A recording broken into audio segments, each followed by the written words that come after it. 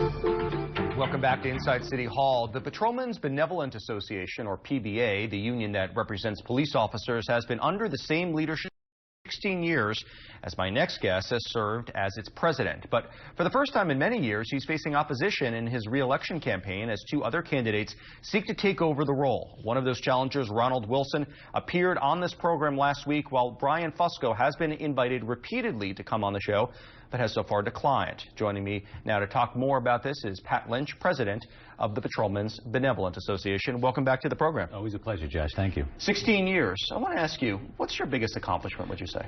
Well, being the absolute biggest one. Absolutely being the voice of New York City police officers, which goes into every aspect of what we do when we're speaking out, defending our members. We brought in 56% in raises for our members. That's the highest percentage raise of any police agency in the state.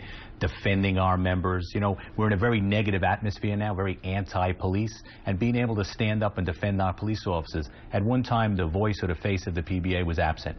We brought that face forward. We have a very robust media event where we speak out, we step up, whether it's at court, at the hospitals, or when police officers are wrongfully accused, or it's on contract front. We're out there with speaking up for them, and we've had huge successes in my tenure. Speaking up, some people say turning around. Obviously, these last few months, particularly over the winter, were extremely eventful, hostile in some quarters. Any regrets, particularly when you said that Mayor de Blasio has blood on his hands? No, because you have to put yourself at that moment where we were and what we were dealing with. We had spent months saying it's getting dangerous on the street, the atmosphere is getting very anti-police, and the comments from City Hall and others were stirring the street up, and it was becoming dangerous where every interaction with the public was turning into a confrontation. Confrontation turns into violence, and then we get injured. And we were trying to say to folks, you have to be responsible with what you say, because police officers are on the street interacting with good folks, but also the criminal element. And unfortunately, the worst did happen. So at that moment, we were the voice for New York City police officers. That's exactly how they felt. Right, but do you think that you did anything to create that kind of animosity? Oh, absolutely not. Our job as an advocate for police officers is to speak out for them, whether it's getting them a contract or defending them when they're wrongfully accused, or explaining exactly how and why we... Perhaps not police officers, or perhaps some say that you're a hothead. What would be your response be? I wouldn't say that. I said if you talk to the police officers, I'm saying what they're thinking and needs to be said. I'm an advocate. That's my job. All right, well, let's switch gears to this contract, because you are in arbitration now, and you're the one union in arbitration, and people, including union observers, say that this is not headed to any way that's more favorable than if you had stayed and done the negotiations. What's your response to that? Again, 56% raises in every contract, whether it's arbitration and negotiations, because we have done both, and we've been successful. Each time we go into a negotiation or an arbitration, the naysayers, they won't do better. Well, 18 months of zeros is absolutely unacceptable for New York City police officers. We've seen what zeros do to the morale of the police department and how it affects crime, because you cannot recruit qualified candidates, you can't hold on to your senior veteran police officers. So we have to have this fight. We've been effective in having it in the past. The other union contracts are settled. Their members believe that's appropriate. 18 months of zeros is not appropriate. It's unacceptable for my members. Right. There's nothing stopping you. You're having this arbitration now. That's going to be before a panel. There's nothing stopping you from continuing the negotiations with the city now. Are you ruling out returning to the negotiating table? Do you want this actually in an arbitration? Look, we've negotiated with the Bloomberg administration and we've negotiated with the Blasio administration. They're both singing from the same sheet of music, 18 months of zeros. Come off that 18 months of zeros and let's talk about how we improve the life of police officers, how we bring us to a market rate of pay. We're losing police officers to departments that surround us, that work the same streets. For instance, the Port Authority. They're 18% above us. Right, but why are the other police unions, why have they been successful in reaching a contract and you haven't? And additionally, what makes you think, give me some real pieces of proof of why you think you will do better? Well, I believe we'll do better because each time we've gone to arbitration and presented our case and proved the criteria, we win. And we've beaten the pattern each time we've done that. We broke parity when we've done that in the past. We've had a record of success in doing that. The contracts that others settled, if that works for their members, so be it. It does not work for mine. Pattern bargaining, saying one size fits all, does not work for New York City police officers. We're the lowest paid in the region. We're not going to be able to retain our qualified veterans, and we're surely not going to be able to fill that police academy class, especially now when we're 7,000 police officers short. We're the only police department in the country that's downsized since September 11th. The way you fill that brand new academy is by paying us a market rate of pay. People will choose their passion into law enforcement in the NYPD. Right. Well, the city budget has to account for additional police officers, and that's something that's a part of some very heated negotiations. Tell me where you see things stand right now with the mayor so far resisting adding that 1,000 because he says that he's added a lot of technology that has made the city safer. What's your response? Technology solves a crime after the fact. A fully trained police officer standing on your corner, omnipresent, prevents the crime in the first place. That's what we want to do. We've proven through safe streets, safe cities, when you have enough police officer, crime plummets. What you don't want to find, Josh, is where the bottom is.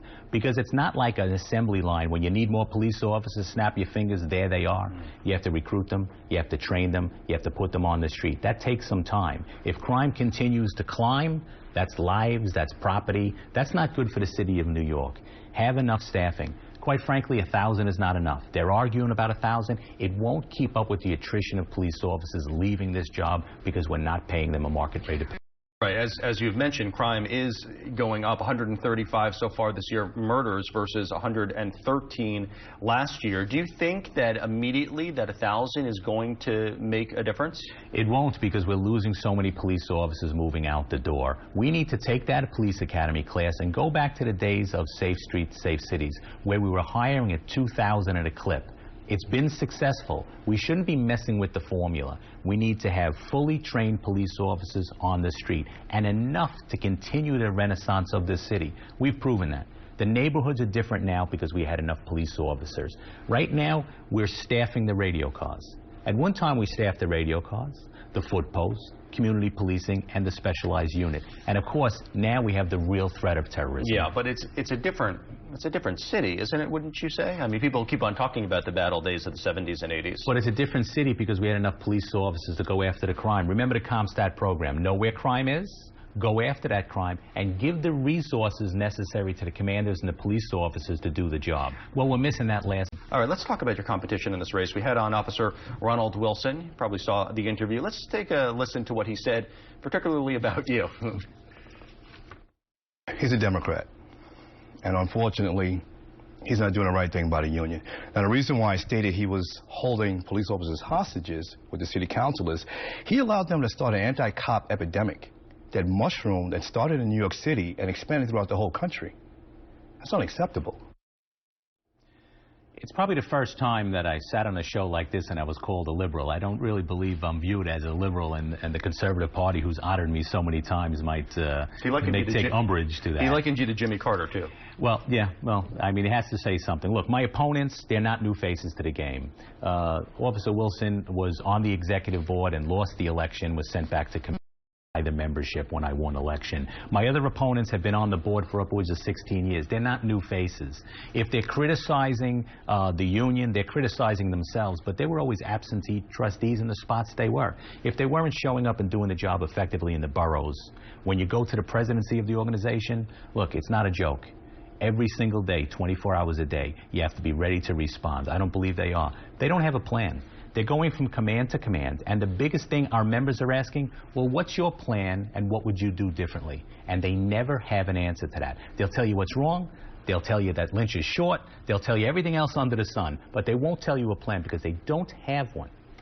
I have 16 years of experience, and it's not just me. It's the staff we put together, it's the organization that we built from the ground up that's effective in the job that we do. That needs to be led. It's not a place when we're out of contract, we have to get our pension benefits equalized between Tier 2 and Tier 3. The disability pension. The disability, the anti-police atmosphere. It's not a time to start playing or start guessing. We have the experience to do it. We've done it effectively in the past. What my opponents are at the point in their career when they can retire. So they decide to say, you know what the heck. If I lose, I leave. If not, I win. It's all good. That's not why you do this job. You have to do this job because you want to. You have ideas, you have a plan, and you're listening to the members. They have none of those. Well, that was a good summation. I was going to give you that at the last 30 seconds instead. I'm going to ask you a question, one final question. Has your relationship with Mayor de Blasio changed since what we saw last winter? It's a respectful relationship. But what I'm looking for, and when I speak out, there's always a natural tension between labor and management, and there should be.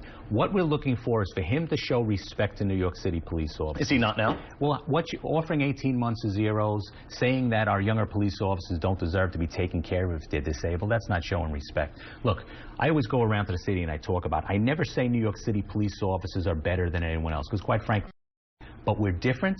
We're asked to do a different job, and we should be treated differently. That's saying, pay us a market rate of pay so we can take care of our families, and God forbid we're disabled, that you're able to take care of your family moving forward. That's a moral obligation the city has. It's not about dollars and cents. Okay. Pat Lynch, the waning days of the election are upon us. Thanks so much for being here. Josh, always a pleasure.